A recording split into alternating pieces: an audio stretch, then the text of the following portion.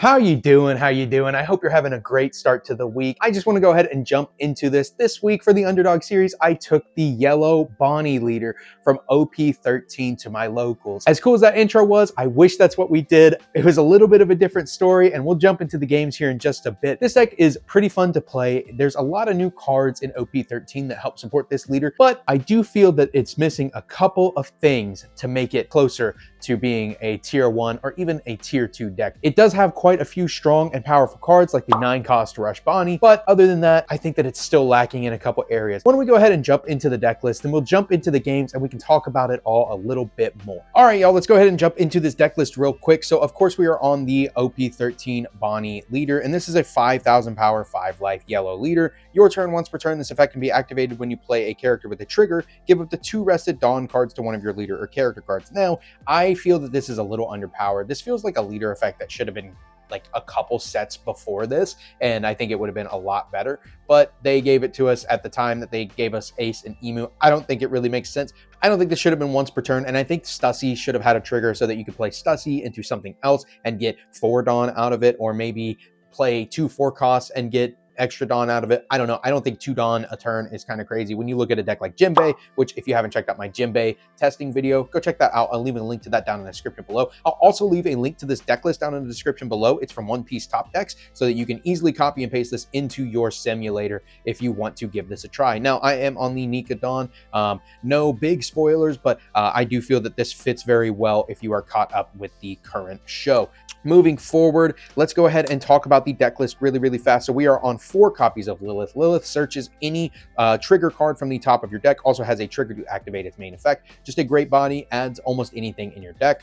We are on 4 copies of the Usopp from OP07. This is just a 2K, but it is searchable, and the trigger is actually really strong. It gives up to one of your Egghead type leader or character cards 2,000 extra power until the end of your next turn. So you trigger this on your opponent's turn, and then until your end of your next turn, you're 7K.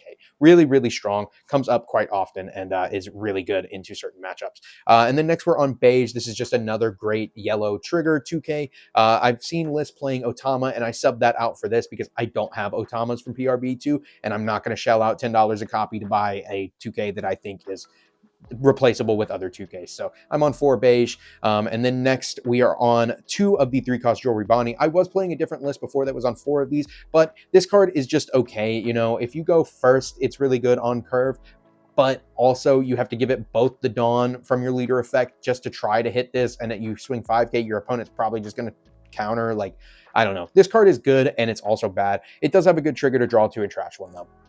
We are then on 4 copies of Kiku Nojo. This is just one of the best trigger bodies in the game, being able to play itself if your opponent has 3 or less life, and then when it dies, you get to heal a card from the top of your deck. Also, that 6K stat line is really good into certain decks. Next, we're on 4 Basil Hawkins. This card is really good against Zoro because they don't want to kill it. A lot of times they will just kill it just to get it out of the way so you don't have another body to swing at them with, but they don't want to kill it. I mean, it rips a life if it dies, and then it also has a trigger to draw 2 and trash 1. I also like that it has 1,000 counter, but unlike Kiku, it does not play itself, and it does not have the 6K stat line. Next, we are on 4 copies of Frankie, and I actually want to take back what I said about Beige. I believe I put these in instead of the Otamas, now that I'm thinking about it.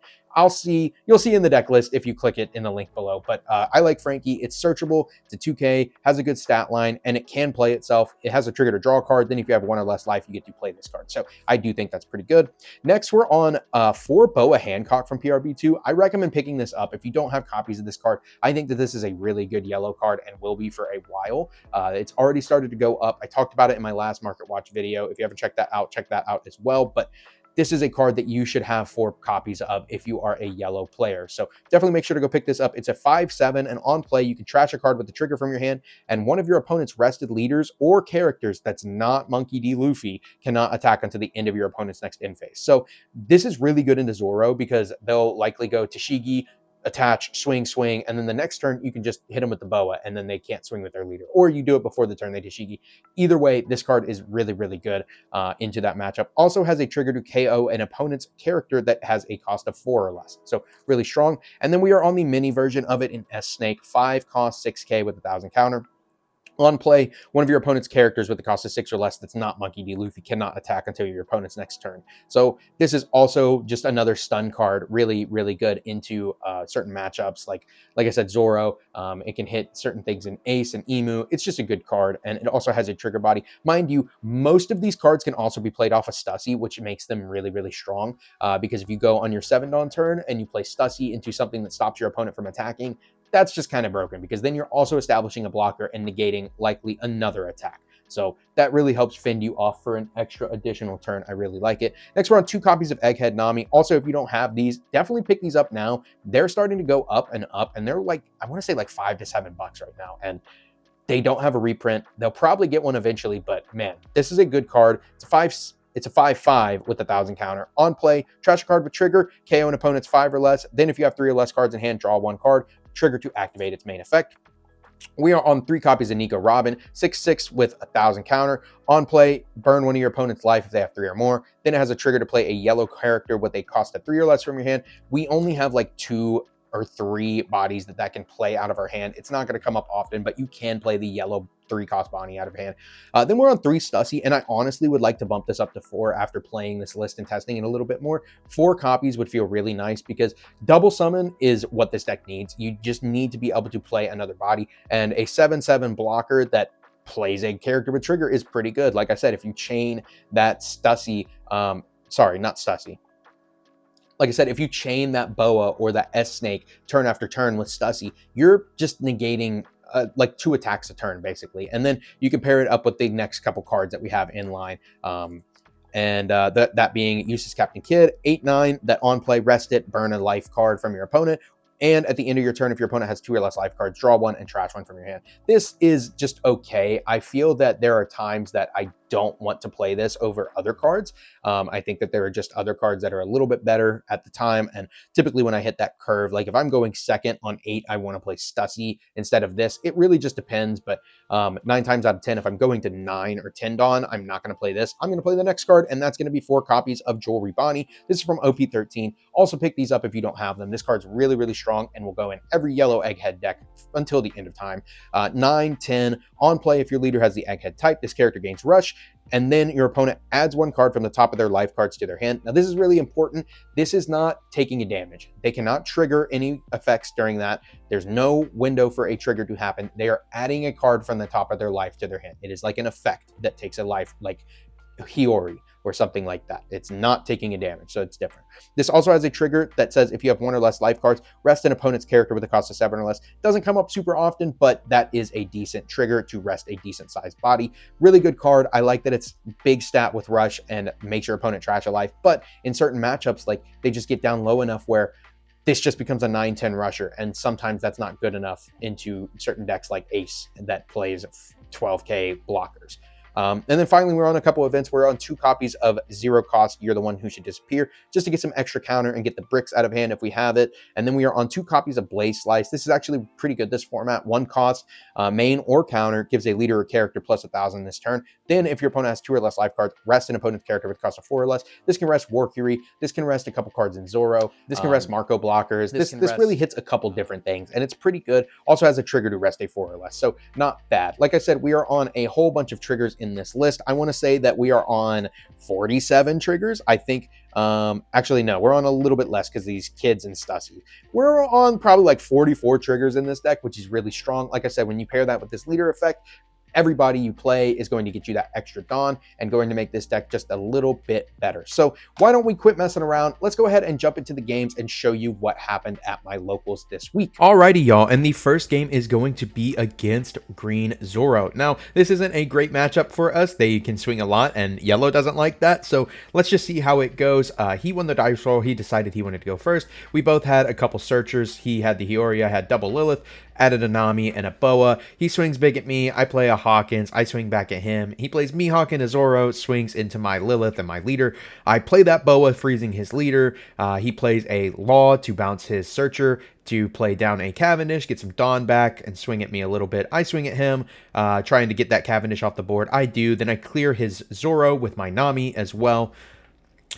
Use my leader effect, swing at him again. He plays another Law to bounce his Perona Searcher to play another Cavendish to stand back some more Dawn, play down a Koshiro, swing at me, trying to clear that Boa, and then he swings at me, so I take it, and I trigger out a Kiku. I think this was one of the saving graces, and then I swing at him a whole bunch. He gets down to 0 life. He swings at me with his Law, and I trigger a beige on his leader, and that's enough to call it a game. It was a good game. It was a quick game, and I think that I saw exactly what I needed there, specifically the beige trigger to win the game. So let's go ahead and jump into the next one. All right, y'all, and the next one is going to be against Rayleigh. This is actually my brother Jimble Jamble. Check out his channel. I'll put it in the description below, but he ended up losing the die roll. I chose to go first. I didn't have anything. He had a Nami, searched out a Luffy, plays the Luffy. After I swing at him big, he plays a Sanji. I take one of these hits. I'm not looking too good in the counter game this game. I do have a Nami to blow up that Luffy and swing at him, but he has another Luffy with 2 more events in hand to play Boa, and then I counter out of his next swing. I have to take a following one. I do trigger a Blaze Slice to rest his Luffy, and then I have an S-Snake to stop his Sanji from attacking the next turn.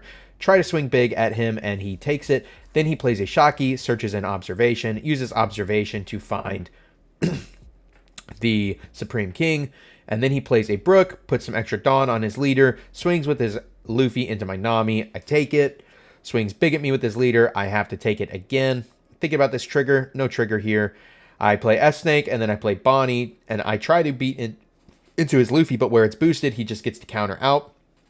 So I swing big at it again with the Bonney, but again, he counters out, and pass back to him. He swings 5 at me. I give him a counter. He swings 7 at me. I counter. He swings 9. I counter. I get a Frankie last life, draw a card. Then he boosts up this Shaki, and the writing's on the wall. That's going to be it for that game. Quick, brief. Rayleigh's just too fast for Bonney, I think. I just didn't have what I needed. I think if I had a Stussy, that might have helped insulate some of the blows, but that's about all I could see doing to protect myself. You know, my Boas and S-Snakes cannot hit his Luffy's, which is his big body, and as unfortunate as it is, we are going to go ahead and run into the next game. Alrighty, y'all, the last game is going to be against Ace, and this is a little bit of a longer one, but we're still going to go quick. So he won the die roll, and he decided to go first. I did not have anything on my first turn. I did lead into this Bonney and got to swing into him, and I got to trigger it, which was nice. That's like one of the first times I got to trigger this card in a while. So pretty nice. I pitched a Stussy. He plays an Atmos and bounces my Bonney back to my hand, which does feel bad, but the 4K stat line isn't good into a 6K leader. He swings at me big. I counter out, play a Hawkins, swing big at him. He counters out again, plays a Garp, gets searching, finds that Tin Beard, swings at me for 5. And then he swings at me again. I take it. I play a Kid, burn his life. And then he plays I Am Whitebeard, of course, playing the Tin Beard that he found earlier. Actually, this is a different Tin Beard, but still. He swings at me with Garp. He swings at me with Leader. I counter the Garp. I take the Leader. I then use Blaze Slice on his Marco and swing at him for 10. He takes it and draws, and then I swing 5 into his little Garp. I play a Stussy in a Boa, and I did cheat here. I'm sorry. I apologize. I'm a dirty cheater. You can say it in the comments. I used Boa on his Newgate. It did not change the outcome of the game. Following turn, he follows it up with a Yamato into a Marco, into a Garp search for another Newgate. Swings at me. I trigger a Frankie out of life. I start swinging at him. He blocks, draws 3. I swing at him again and again and again, and he just counters all of them. And then I'm able to play a Nami to pop his Yamato, just trying to get his board down. And then I swing at him again, and he once again counters out. He swings at me, I counter, plays another I Am Whitebeard, but this time into a red Newgate, making himself an 8K leader, which is bad for me. Follows it up with a Garp search for a 2K. Swing. And then I save you some time. I swung at him with all of my stuff for 8, and he countered every single one of them. He goes to swing for game. I trigger a beige on his Newgate. He swings with the other one and wins the game. Like I said, a little bit of a longer game. Still kept it short for you, though.